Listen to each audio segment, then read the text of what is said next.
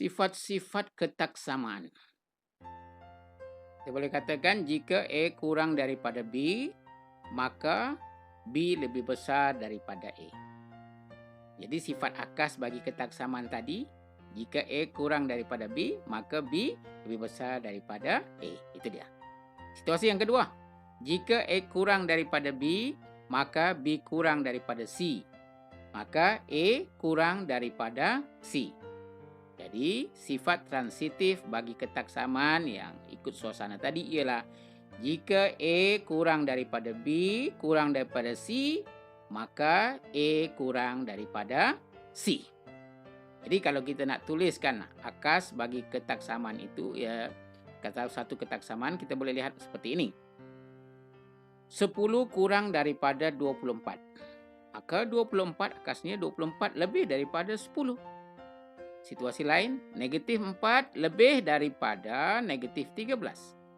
Jadi, negatif 13 kurang daripada negatif 4. Okey, kalau kita tulis sifat transitifnya pula bagi ketaksamaan ini, apa sifat transitifnya? Negatif 5 kurang daripada negatif 1 kurang daripada 9. Kita tuliskan sifat transitif ketaksamaan ialah negatif 5 kurang daripada 9. Okey. Apabila kedua-dua yang kita kena faham, ya, apabila kedua-dua belah ketaksamaan ditambah atau ditolak dengan satu nombor positif atau nombor negatif, simbol ketaksamaan tidak akan berubah. Apa dia? Jika A kurang daripada B, ni kita sebut apa tadi? Ketaksamaan ditambah atau ditolak dengan satu nombor positif. Ya, kita lihat. Ini tambah dulu. Tambah, ini pun sebelah kena tambah. Jadi kalau ditambah, ini tambah, sifatnya ketaksamaannya tidak berubah. Kalau ditolak, A asalnya A kurang daripada B. A tolak C kurang daripada B tolak C. Tidak berubah. Jadi A kurang daripada B. Maka A tambah tolak C. Kalau yang ini kita dapat perhatikan tidak juga berubah. Cuba perhatikan. A tambah tolak C kurang daripada B tambah tolak C. Yang ini pula kita tolak. Tadi kita terus tolak positif negatif kan? Ini kita tolak. A tolak kurang daripada B. Maka A tolak C kurang daripada B tolak dalam kurungan tolak C.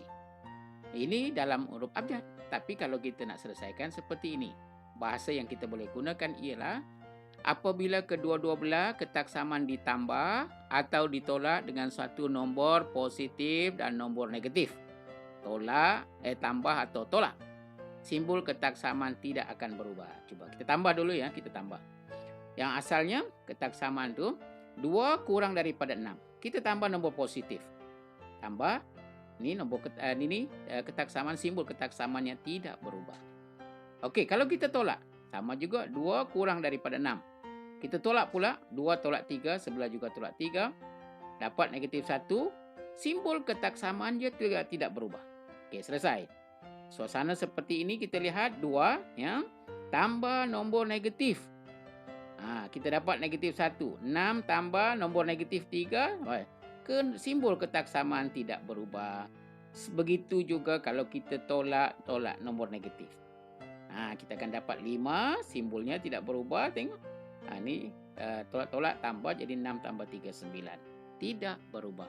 Jadi itu suasana ketaksamaan ditambah atau ditolak dengan nombor positif atau nombor negatif, simbol ketaksamaan tidak akan berubah.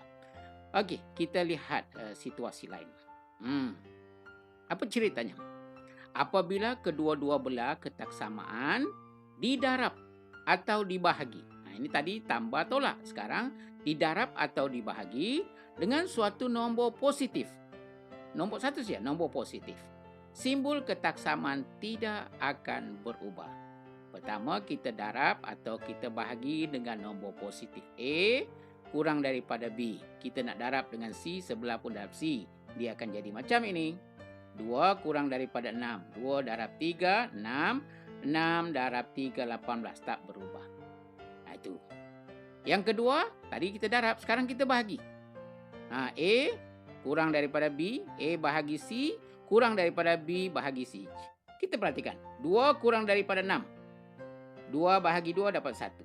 6 bahagi 2, 3. Tidak akan mengubah simbol ketaksamaan. Untuk situasi apabila kedua-dua belah ketaksamaan didarab atau dibahagi dengan satu nombor positif, simbol ketaksamaan tidak akan berubah. Okey, kita perhatikan situasi lain lagi.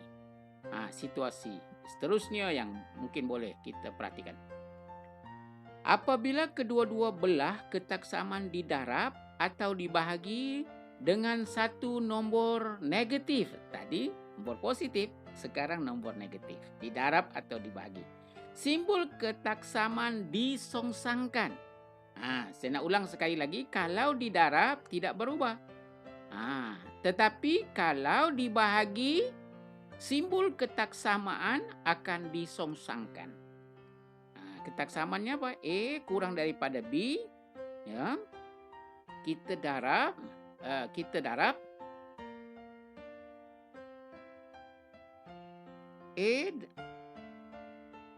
darab dulu, ya, dengan nombor negatif. Ini pun darab nombor negatif.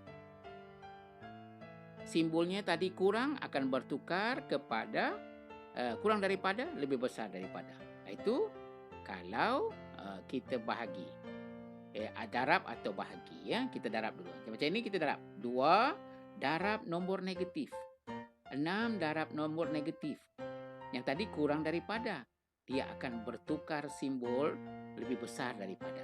Kenapa? Ini negatif 6, ini negatif 18. Itu kalau kita darab dengan nombor negatif, simbolnya berubah. Dan dinyatakan lagi kalau bahagi dengan nombor negatif pun berubah. Macam mana kita dapat buktikan? 2 kurang daripada 6. 2 bahagi negatif 2. Bahagi nombor negatif, ya, dia akan dapat negatif 1. Ini 6 bahagi negatif 2, dia dapat negatif 3. Cuba tengok. Bertukar. Tadi kurang daripada, dia akan tukar kepada lebih daripada. Kenapa negatif 1 lebih besar daripada negatif 3? Jadi, saya nak simpulkan dalam situasi ini, sekali lagi, apabila kedua-dua belah ketaksamaan didarab atau dibahagi dengan suatu nombor negatif, simbol ketaksamaan disongsangkan. Kurang daripada akan jadi lebih besar daripada. Ya, itu situasi yang harus kita faham. Dan situasi lain.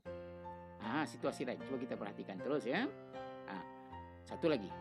Apabila kedua-dua belah ketaksamaan didarab dengan negatif 1. Simbol ketaksamaan disongsangkan. Ini darab negatif 1. Jika A kurang daripada B, kalau didarab dengan negatif 1, dia akan terbalik. Negatif A lebih besar daripada negatif B. Tengok, perhatikan. 2 kurang daripada 6. Darab negatif 1, dia dapat negatif 2. 6 darab negatif 1, negatif 6. Jadi tadi yang kurang, dia akan jadi lebih besar. Ini dikenali sebagai songsangan terhadap penambahan. Kalau kedua-dua belah ketaksamaan didarab dengan 1, simbol ketaksamaan disongsangkan, yang kita kenali sebagai songsangan terhadap penambahan. Okey. Kita cuba perhatikan lagi situasi lain. Apa situasinya? Apabila operasi salingan dilakukan ke atas nombor di kedua-dua belah ketaksamaan, simbol ketaksamaan disongsangkan. Yang mungkin harus kita perhatikan ialah apa dia? Operasi salingan. Salingan ini ialah kita terbalikkan. Pengangka jadi penyebut, penyebut jadi pengangka. Kalau ini tadi A kurang daripada B, maksudnya A per 1 ini kan. A per 1 kurang daripada B per 1. Jadi kalau kita buat operasi salingan, kita terbalikkan dia jadi 1 per A. Yang ini otomatik. Kalau kurang daripada, dia akan bertukar lebih besar daripada 1 per B. Contohnya yang kita boleh lihat dengan digit 2 per 1 kurang daripada 6. Tapi kalau kita nyatakan 1 per 6, terbalikkan dia, simbol ketaksamaan akan bertukar. 1 per 2 lebih besar daripada 1 per 6. Jadi, Yang kita nak ulang sekali lagi, yang bila kita buat ini dipanggil sebagai songsangan terhadap pendaraban, ialah apabila operasi salingan dilakukan ke atas nombor di kedua-dua belah ketaksamaan, pasti simbol ketaksamaan disongsangkan. Itu je untuk kali ini. Pastinya matematik itu mudah.